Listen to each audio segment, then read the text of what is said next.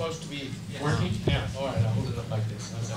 That'll work. Well, I want to welcome you on, I'm Michael Bonine, head of the Department of Near Eastern Studies. I want to welcome you on behalf of the Department of Near Eastern Studies and also of SISMEC, the Southwest Initiative for the Study of Middle East Conflicts, which is a new initiative of programs here at the University of Arizona. And we thank SISMEC for organizing this. And Layla Hudson may talk a little bit more about SISMEC and the individuals involved in that. This panel, Dictatorship or Democracy, Winds of Change in the Middle East, is very appropriate, as all of you know. Protests have broken out all across the Arab world, with most attention being focused on Egypt, of course, the last 10 days, as we have seen. Many of the issues and concerns will be aired by our panelists this afternoon. And to introduce the panel, I give you Dr. Layla Hudson of the Department of Near Eastern Studies.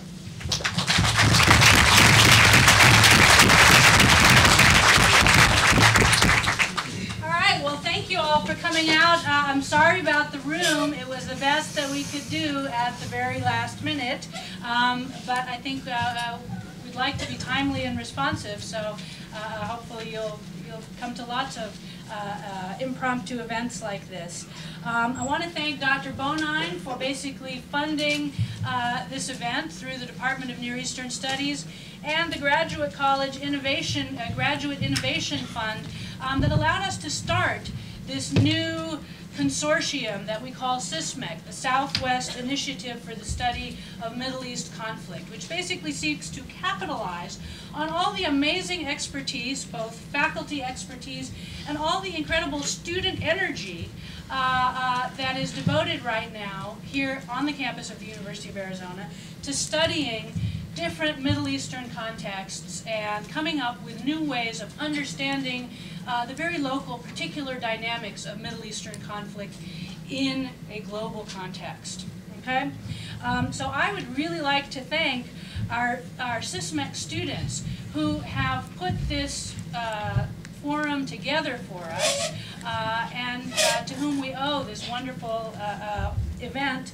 Matt Flannis, Dylan Bond, Johan Chaco, Colin Owens, David Callan, and Gulsum Gurbuz were among the most active of our SISMEC consortium in putting this together. And one of the things that we'd like to think is really distinctive about this new consortium is that it is driven by student interest and uses the students to bring out the expertise that we have so much of here. So, we have a wonderful panel. We've got too many people on the panel and not enough time. Let me just introduce them very briefly because we're going to give each one no more than 3 to 5 minutes to introduce what they see as the most important particular potential characteristics of their area of focus in the Middle East. And we've designed this with Egypt at the center, so I'm sure that's what most of the discussion will be about. But we will have Dr. Amar Boum, assistant professor in the department and in religious studies, to talk about Tunisia and North Africa. Ahmed Meloud, a graduate student in the Department of Near Eastern Studies, to talk about the repercussions in other North African countries. We have Dina Jadallah, a writer, artist, and activist who is a PhD candidate in our department, who has recently published an article about Tunisia, but will also talk about her native Egypt. We have, I hope that we will be joined by the person who knows Egypt best of all. Yay, okay. We went to the new building. Alhamdulillah as-salamat, sorry. Dr. Adil Gamal, professor of Arabic in our department, again, the person who probably knows Egypt best of all. Parvaneh Hosseini, who was a PhD candidate in our department, who was active in the Iranian Green Movement, who can tell us about some of the lessons learned from Iran's 2009 uprising. Dr. Scott Lucas, an associate professor, in our department, to talk about the country of Yemen, one of the places that's seen as the next potential hotspots. Dr. Asher Susser, visiting scholar from Tel Aviv University, correct? in modern Israeli studies, talking about his countries of expertise, Jordan, Syria, and especially the Israeli perspective on all this. Dr. Faten Rossen from the Department of Political Science, or whatever it has become. School of Government Public Policy. School of Government and Public Policy. To talk about Lebanon, another important potential place where this instability could have implications on the already complicated situation. And finally, Dr. Maha Nassad, Assistant Professor in the Department of Near Eastern Studies, to talk about the implications in Palestine. So let me just start it out. We have timekeepers, and we'd like everyone to talk for about 3 to 5 minutes to raise only the barest of bullet points. And then we have an hour to let you all ask questions of the different participants. I just want to point out that in every one of these countries, there are shared issues, okay? And I'll just point out a couple of them, and our participants, I'm sure, will point out more. Everywhere across the Middle East, there is a huge demographic issue of huge but increasingly young populations, okay? Populations that are 2/3, probably in most cases, under the age of 30. What does this mean in each of these particular contexts that we're going to look at? In every one of these cases, we have an issue of economic stagnation with very high unemployment, serious social stratification between the small wealthy elites and the larger population. In some cases, we have structural adjustment programs that have put increased pressure, and in most of these cases, we have a serious problem with crony capitalism and corruption. In most of these cases, we also have issues of poor governance, and we can talk about the characteristics of the ruling elites and the personalities of the particular leaders, which are clearly going to play into the way this evolves across the Middle East. Many of you will have noticed the important role of the new media and the social media, which to a certain extent runs through these rigid yet unstable societies like a kind of electric current, okay? Not sufficient or necessary to cause this kind of transformation. What, in fact, does Al Jazeera, does Facebook, does Twitter, and do the resistance blogs do? How do they work in this situation?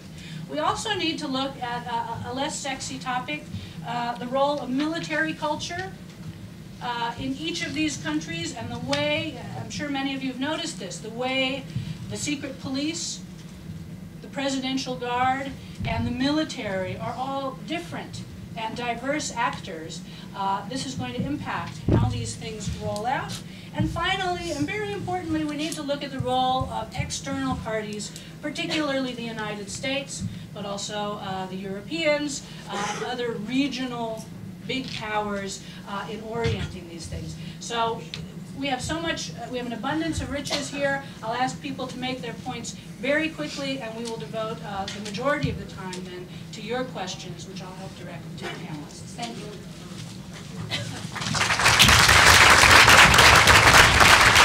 So we will start, I think, with Amr Boom. Okay. Thank you, Leila. Do you hear me?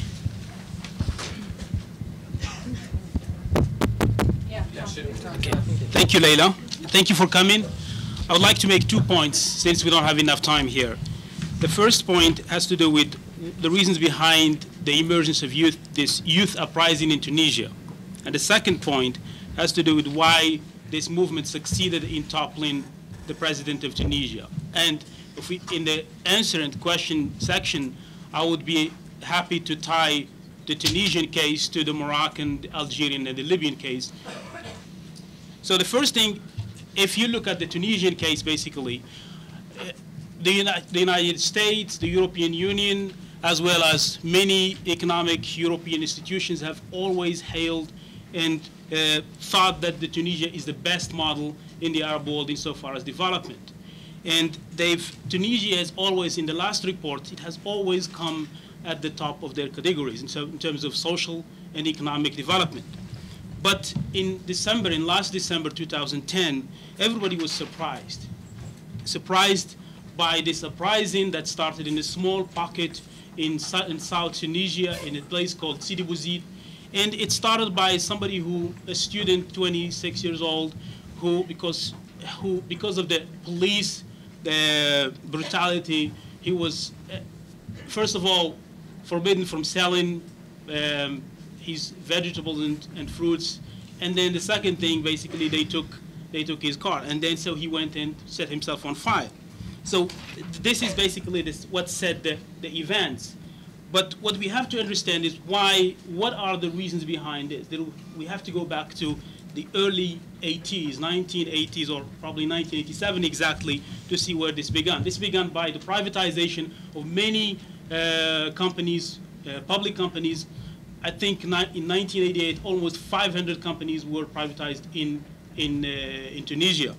And that would lead to a number of things. First of all, set up the incident would reflect also the fact that Ben Ali's system revolved around hardline police and corruption. So the role of the police, if you compare the police to the army, over close to 1 million police members versus about 36 or 37,000 members in the army. You have also, this of course is behind the culture of fear that was set up starting from the 1990s basically. And you add to the fact that the main political party is the state in Tunisia. And you see that also in other countries. You see the example of Egypt, for instance, and other countries throughout the Middle East. Now, why the movement succeeded in Tunisia? It succeeded, first of all, because of the role of the lawyer unions. The lawyers and their unions, after the refusal of the police to deal with the demand of Mohammed Bouaziz, his lawyer and other lawyers basically set up connections and try to communicate with each other. So that's one factor. The factor of Facebook played another major role. And the third factor is the workers and teachers unions. I think that also played a major role versus what you see in Egypt. So the fourth one has to do with the army. The army didn't take place or didn't participate in this protest. Now, the last point I want to mention has to do with all of these factors. This movement had leaders. Although it started by youth, but at the end, you would see members in the workers' unions, members in the teachers' unions, members in the lawyers' unions who would emerge as leaders and communicate with the outside. And at the end, by January 14th, you would see people actually who were leading the movement. Thank you.